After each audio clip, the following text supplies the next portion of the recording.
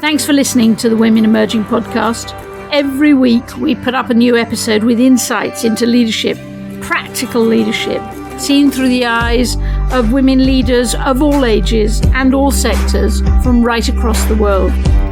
Our aim is for women to be able to say, if that's leadership, I'm in. Don't forget to subscribe to the podcast and join Women Emerging on our website, womenemerging.org. That's womenemerging.org for more fabulous free leadership content. Welcome. Julie Middleton here, Director of Women Emerging and your podcast host. This week we're talking to Melissa. Melissa's going to talk to us about what she's learned about leadership over the years, but as with all the episodes in this series, she's going to be looking at them through objects. She's chosen an object for each point she wants to make, each insight, and it's been a lovely experience looking at leadership and asking people to tell stories and starting by talking about an object. Melissa's objects are a curious lot. They look really, really straightforward. There are 4 of them. A candle, a nameplate, you know, those sort of little tiny tents that you have at the front of a desk or when you're sitting at a conference. So a nameplate, that's her second one. Then she's got a spider's web, and then she's got her phone. So they appear pretty straightforward stuff, but the truth is they're not really. You'll discover why. But she's got a phone that speaks to her, and she'll tell you about that.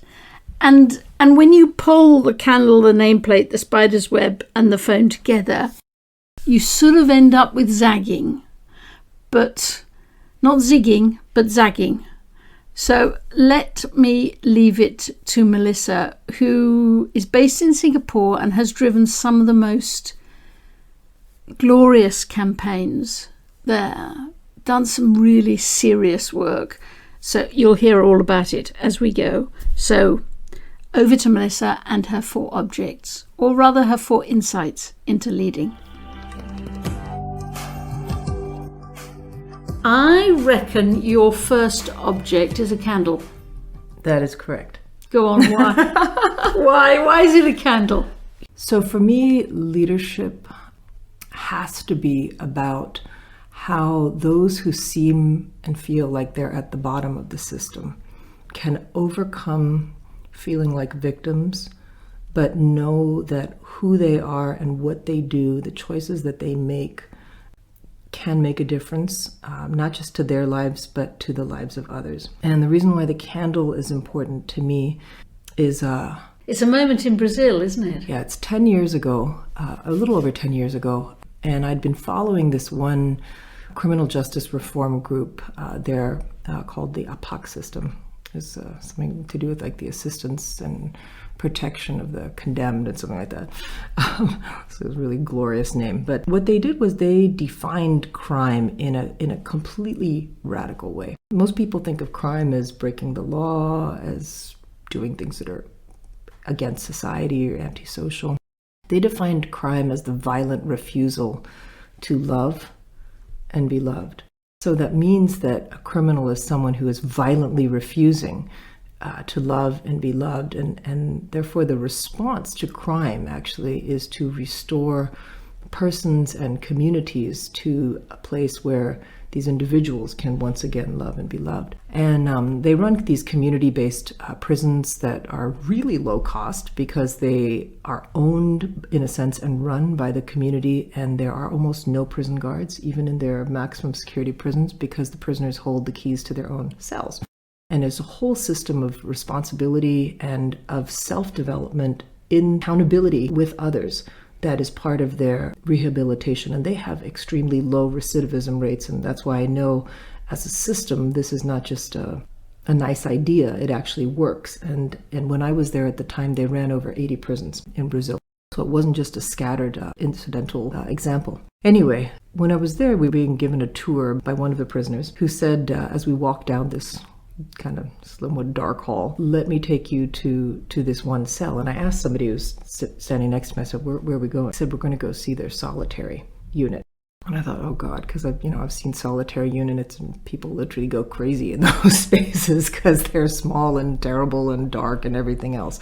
But as we stood at the door of this unit, he and I sort of looked in, he said, "This is the place where we come to meet the only one who can change us."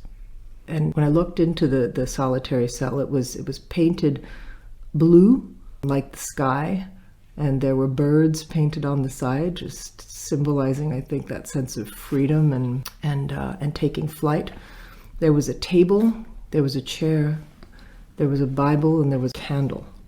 And the candle is this one candle just illuminated the whole space, I guess, because it was small. And just knowing that this man had such intention, such clarity, that actually by being by himself and sitting there reflecting and taking responsibility, knowing that he was able to change, I think to me was just one of the most remarkable things.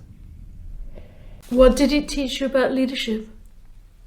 That actually the system that was put into place there actually focused on creating the places and the experiences, the invitations where the people who were at the bottom, people who were in a sense victims of, the offenders even, the marginalized persons, that they could feel that they had a positive role to play, that they had choices, and that they could be part of that improvement that we all want to and need to see. That sense of responsibility. I think so many times in leadership, we think that we're going to solve problems by acting upon system, fixing other people, but we don't fix anybody. We can only create conditions where people want to, in collaboration with others, be part of a collective solution.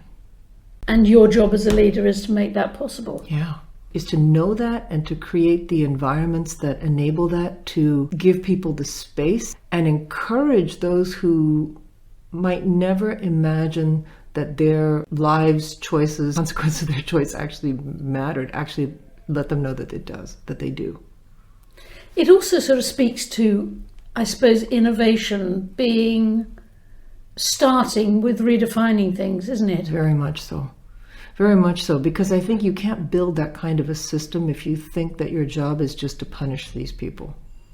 If your job is just correctional in that sense, because then we're acting upon a system and trying to just confine people to minimize the harm that they cause by being bad people. But if you see them instead as being, well, actually, they don't even call them prisoners, they call them recuperators. They see them as people in recuperation, and perhaps see that maybe we're all in recuperation. Why a candle? Candles are such that, light dispels darkness, right? All you need is just that one light. It was a dark cell, and it was just this one light, actually, and it can light other lights, and that gives you enough light to read, or just if you don't want to read, you just sit there. Then your other one, very curious, is a name plaque. What? Mm-hmm. It's just It's one of those little cards that's sort of bent in across the middle, isn't it? Yeah. With a name on it. What does that symbolize? It's an identifier.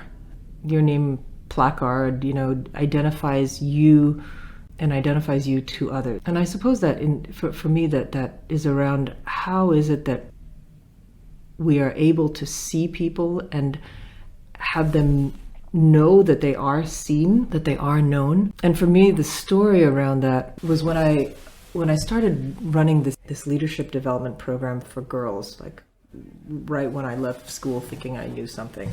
And one of the activities actually was to take what the girls had learned by listening to, many other life stories of other leaders and so forth, and construct, their own story, that imagining, say, they were a decade or so, 2, 3, whatever, in the future, how might they construct someone whom would be that leader in the future, and that what would they be saying to others?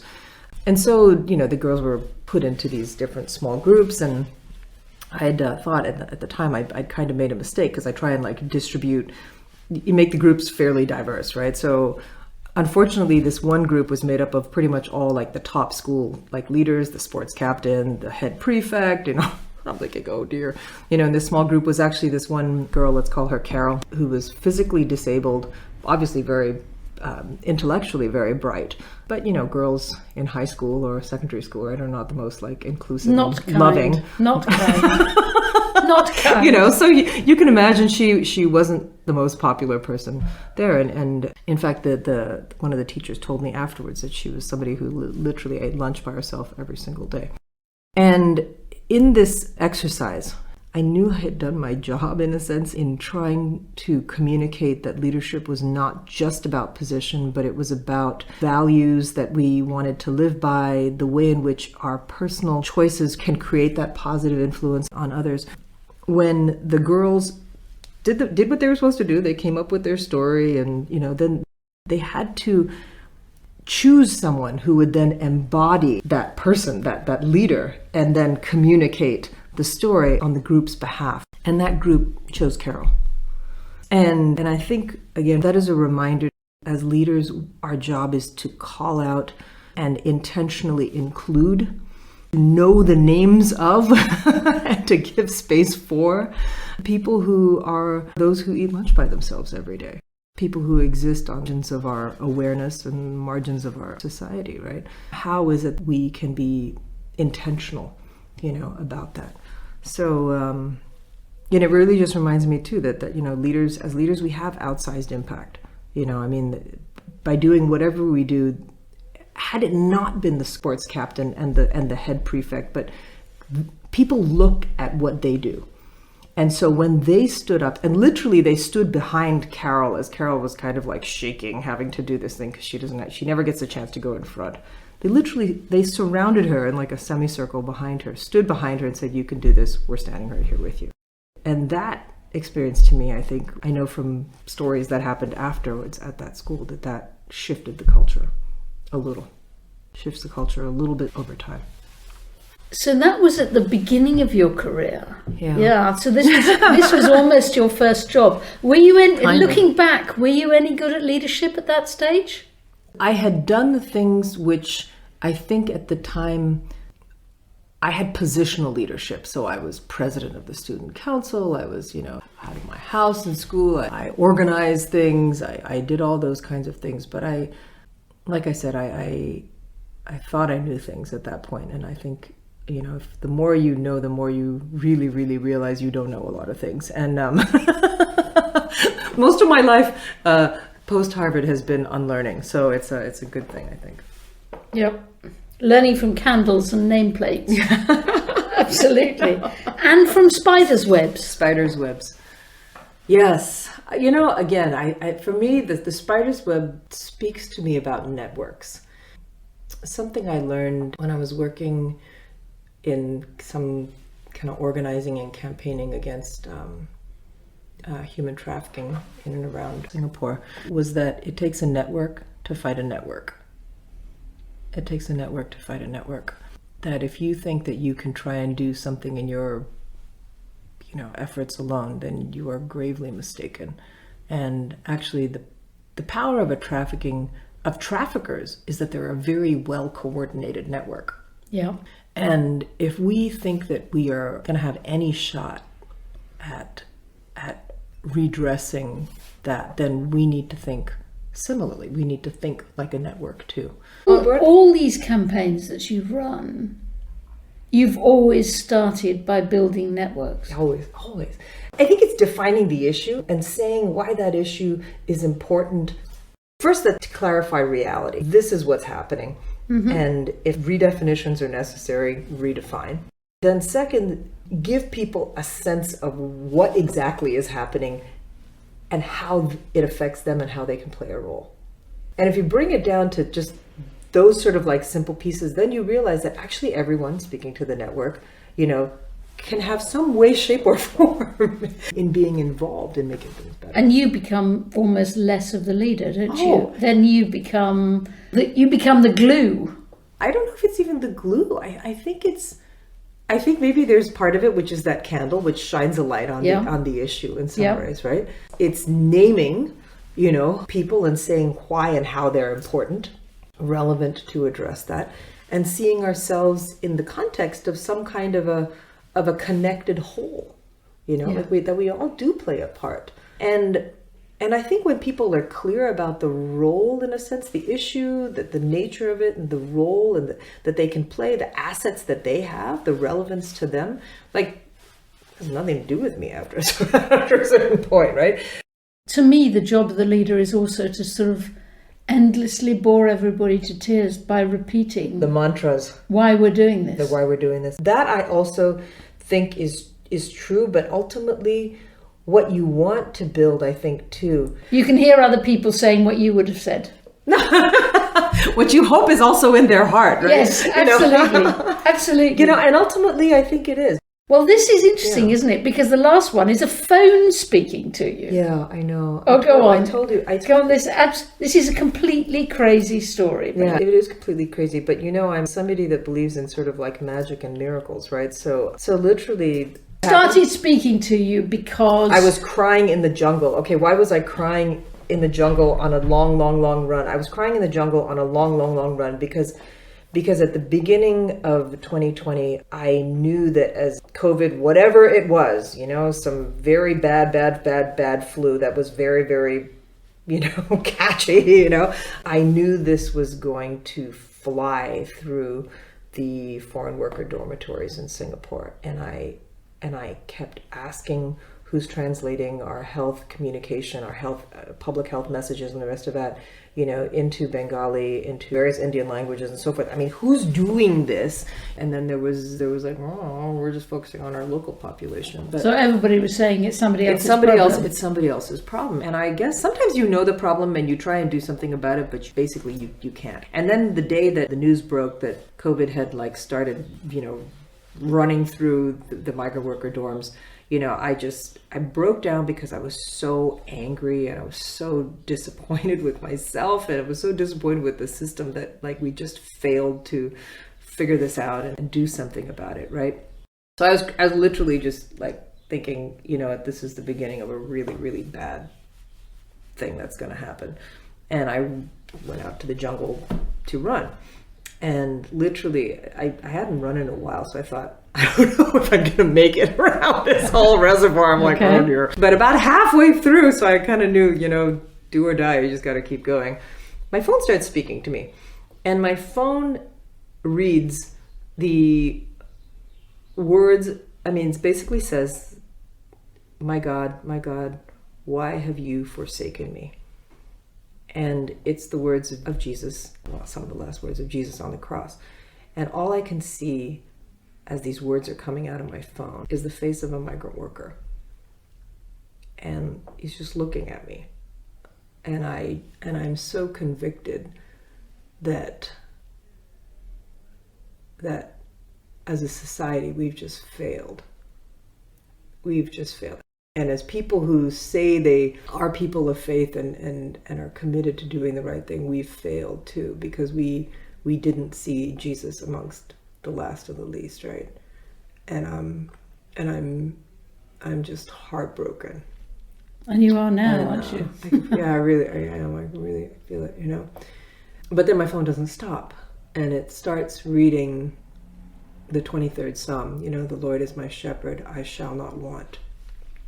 And I know at that moment, somehow, that truly the grace of God is still sufficient, and where there is, pain and devastation, actually God is also with us. And I somehow know that the resources are going to be made available, that we will respond, and we can respond, to this situation.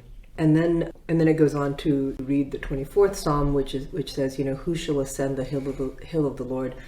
He who has clean hands and a pure heart. And I'm so clear at that point that what is so important to do is to not be filled with anger and malice, but to work really constructively with compassion, with love, with forgiveness on the issues. And then it ends with the gates opening and the doors opening and all these kinds of things. And King of Glory comes in, and I know that ultimately there is an arc to this story, and the arc ends on a high. So for me, I guess what is the leadership lesson with that? I think one is that we can and should always do our best. We need to do that with clean hands and a pure heart, because who we are in and on the system makes a difference in how that system shifts. If I'd come to this with like, oh my God, I told you so, if I'd come to, you guys are so stupid, why are you, as opposed to constructively, look, we are going through a crisis right now. We need to not focus on who's to blame. We need to focus on what needs to be done. And ultimately, we cannot forget what has happened, but let's look at this objectively, figure out how we're all part of the problem and we're all part of the solution, and start working on ways in which, we can fundamentally rethink the way that we integrate and support foreign talent, foreign workers, in Singapore going forward. So it really was that moment of just knowing we do our best with clean hands and a pure heart, and the rest we just have to release and trust. And that was your phone. And that was my phone. It wasn't really your I know. phone. It wasn't really your phone, was it? Well, I guess it just says that, anything can be used as the medium and the message, right? So... The cross theme for all this, and I suppose the cross theme for almost everything you've chosen to lead, has been things you care about, things that make you cry. Indeed. Candles. But maybe there's an expression I remember you once used to me about zigzagging. Yeah. Does it all come back to zigzagging? I think in a way the role of the leader too is to be a prophet for an alternative future, and hopefully a better future that one sees glimpses of but doesn't yet exist. Many times it's different, if not the opposite of what we see around us.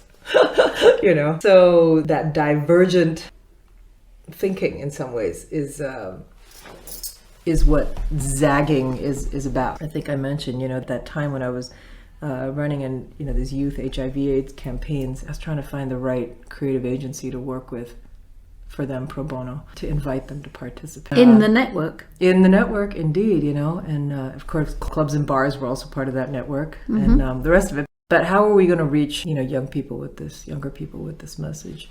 Anyway, so I walked into this one place and they had this big poster of like a whole bunch of white sheep, walking in one direction and a black sheep walking in the other. And it just says, when the world zigs, zag. Say that again. When the world zigs, zag. And I thought, okay, these guys are the ones. I'm going to work with them. That's BBH. Because there's not enough zagging. There's not enough zagging. Zagging isn't rewarded. Zagging isn't protected. I mean, usually zagging gets, you don't want to talk about like, win friends and influence people, kind of makes you lose friends and like, freak people out. But I mean, ultimately, it's what the system needs, right? And if you do it with the right intentions in some ways, that clean hands, pure heart piece, the system responds and moves. Yeah. And how do you make sure your team never stops zagging? I think it's really hard. I'm really trying to figure that out. Really hard? I think there have to be proponents of the zag. Like there have to be almost appointed apostles of the zag, if you will. There needs to be a way to literally name and have people own that role, because it's too difficult if it's one person's job. Yeah. You have to cover each other's back when you're zagging. Yeah, well, you do. It is. And it's almost like a network of zaggers who are each going to be influencing and disrupting, their own system. But being able to be supportive of and accountable to each other to keep doing that as you hopefully replicate other Because circles. I suppose sometimes you zag and then you fail, and then you fail a lot, I think, when you zag. go on a run and the phone doesn't speak to you. I know. So you finish the run absolutely devastated, at which point you need a friend. Absolutely. Everyone always needs a friend. And I think that's probably one of the big lessons in leadership too. More than leadership, I almost feel like the purpose of life, is to be a friend. On that note, thank you very, very much, Melissa. I'm honoured. Thank you. I hope you enjoyed that. It was interesting. While I was interviewing Melissa, I was thinking I need to use a different voice, because my normal voice will sound shrill and irritating, alongside Melissa's gentle, thoughtful, enchanting, beautiful voice. I tried to match it a bit, but I didn't manage to. Melissa thinks harder about things than almost anybody I've ever met. And she says things that just sort of sink into your brain. It takes a network to beat a network. Oh, how true. And I'm going to go away thinking about that one. But zagging too. How important it is for leaders to protect, to encourage, to celebrate the zaggers, even if their ideas lead to nothing.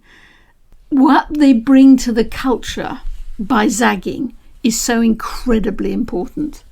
Anyhow, thank you, Melissa. I'll go back to my normal voice. Yours is so beautiful. That was lovely. Thank you very much. Look forward to next week's episode. Sending everybody much love.